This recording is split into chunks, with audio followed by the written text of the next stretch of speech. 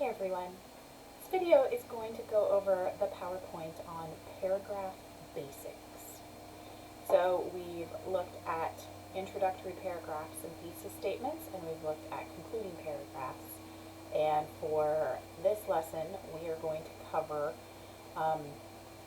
paragraph development, so looking at the body paragraphs that make up the majority of an essay. So this first video is just paragraph basics, just to make sure we have a solid understanding of what a paragraph is and what it consists of. And then other lessons will delve more thoroughly into each of those elements. So paragraphs are paramount in writing. They are the building blocks of strong composition. They are what make the piece, whatever it is you're writing, whether it's an essay or a memo, cover letter. The paragraphs are the meat and potatoes of the thing you're writing. They are made up of 4 elements. We have the transition, the topic sentence, support sentences, and point sentence. So we're going to look real briefly at each of those elements, and then in subsequent lessons we're going to talk more thoroughly about each one of them, or at least a couple of them. So the transition of a paragraph happens at the beginning, but one thing you need to remember is that if you're only writing a single paragraph, there won't be a transition, because the transition is what guides us from the previous paragraph to the current paragraph. If you've only got one paragraph, you don't need a transition. But we're talking about paragraphs in the context of writing essays, so for us, the transition is the first element because there will be paragraphs coming before each one. And the transition, like I said, it just is what reminds us of where we just came from as we are introducing where we currently are. Let me give you an example of that. Let's say I was writing an essay, an evaluation essay, and let's say it was about Chick-fil-A and how great Chick-fil-A is. And in my introduction, my thesis statement said something like, Chick-fil-A is the best fast food restaurant because of their fantastic customer service, their cleanliness, and their delicious food. After that introductory paragraph and thesis statement, my first body paragraph would start discussing the first thing I listed in the thesis statement. In this case, it was the excellent customer service. So the way I would begin that first body paragraph after the intro would be something like, the first thing that makes Chick-fil-A so great is their customer service. So I put a transition at the beginning of my sentence there. The first thing. That lets the reader know where we are. It lets the, reminds them that we just read the introductory paragraph and thesis statement, and now we're starting the first main point.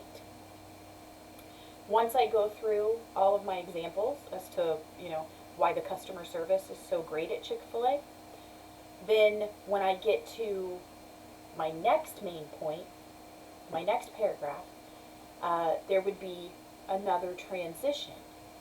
Something like, and this is at the beginning of the next paragraph.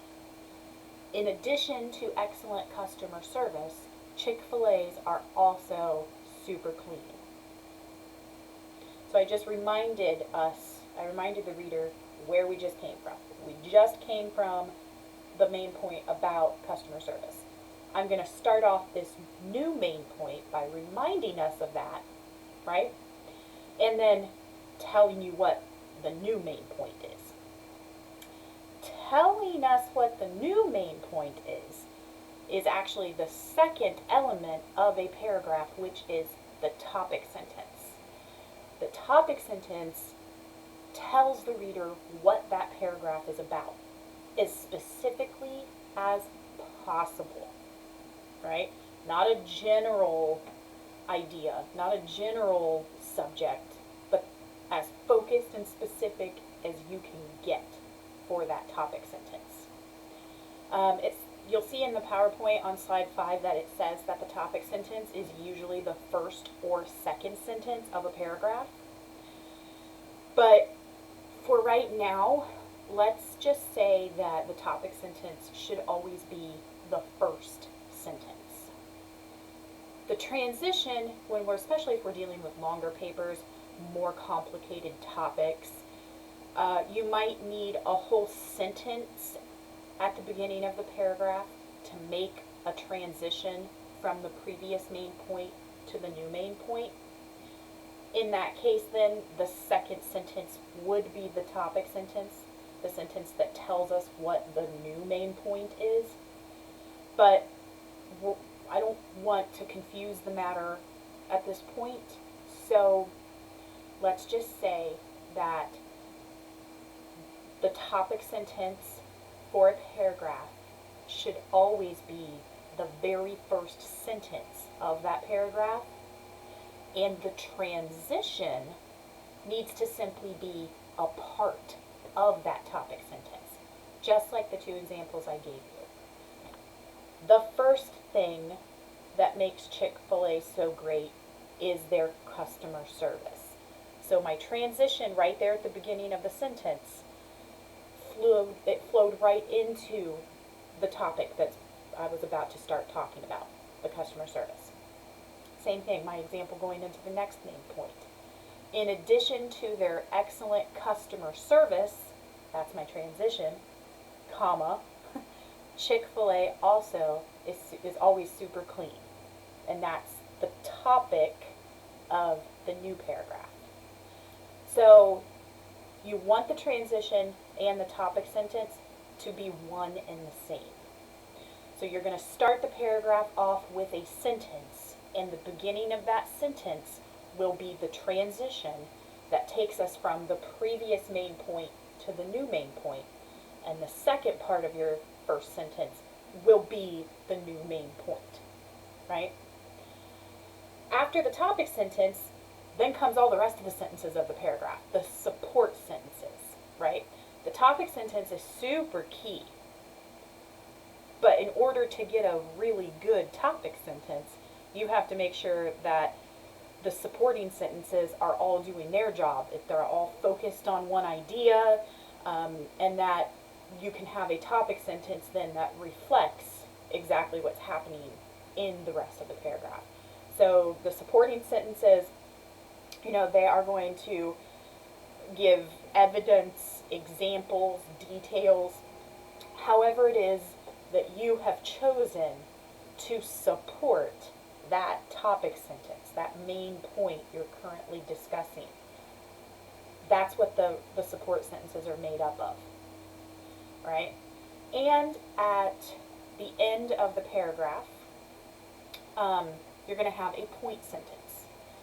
That is literally just the final sentence of the paragraph, and it is going to reinforce or restate in some way whatever the topic sentence discussed. Whatever the topic sentence pointed out to us, that's the final sentence of the paragraph needs to remind us of that. So if you think about how an essay is organized, you've got your introductory paragraph that tells the reader what to expect, your body paragraphs that help support the thesis statement that was in the intro, and then a conclusion that reminds us of all of it and draws everything to a close.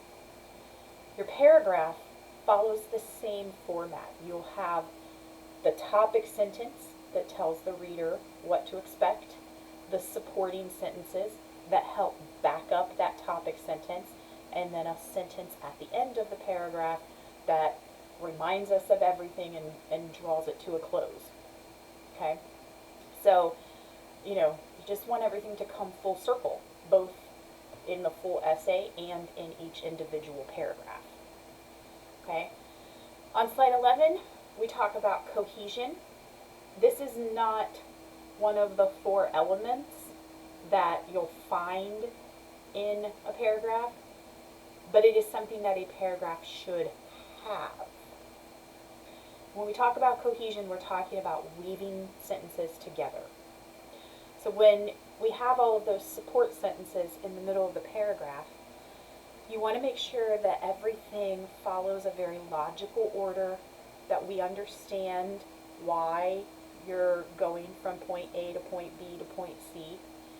And you're going to use, again, transitions and transitional phrases to connect all of your thoughts together.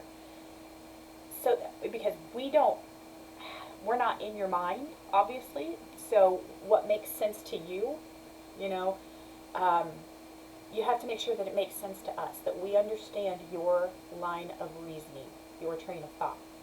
So everything should, you know, flow smoothly from beginning to end. And we'll look at that a little bit later as well. One of the last things that I want to hit on real quick is on slides 13 and 14, just because you know, students always ask, you know, how long does it need to be? You know, how long does that paragraph need to be? Or how long should my paragraphs be? And there's no right or wrong answer. Once we go through all of the lessons on building strong paragraphs, I hope you'll be able to answer that question for yourself. Because it all depends on what the topic was, how much supporting evidence you have, making sure that you didn't give too much, but making sure you gave enough, making sure that you had the topic sentence, that you had the point sentence at the end, that you've got enough, you know, cohesion, that you don't need to add anything else. There's no set number of sentences that a paragraph should be. There are simply rules as to what a paragraph needs to do and rules about what it should not do. And if you can check off all of those rules, you know, you did everything it was supposed to do, you didn't do anything it wasn't supposed to do, then it's probably fine. It's probably an adequate paragraph. Okay? So the rest of the lessons we're going to talk about focus. We're going to talk about topic sentences and supporting sentences, and we're going to talk about cohesion. If you have any questions about paragraph basics, you know, feel free to get in touch with me, but otherwise, I think a lot of questions you might still have will be answered in the other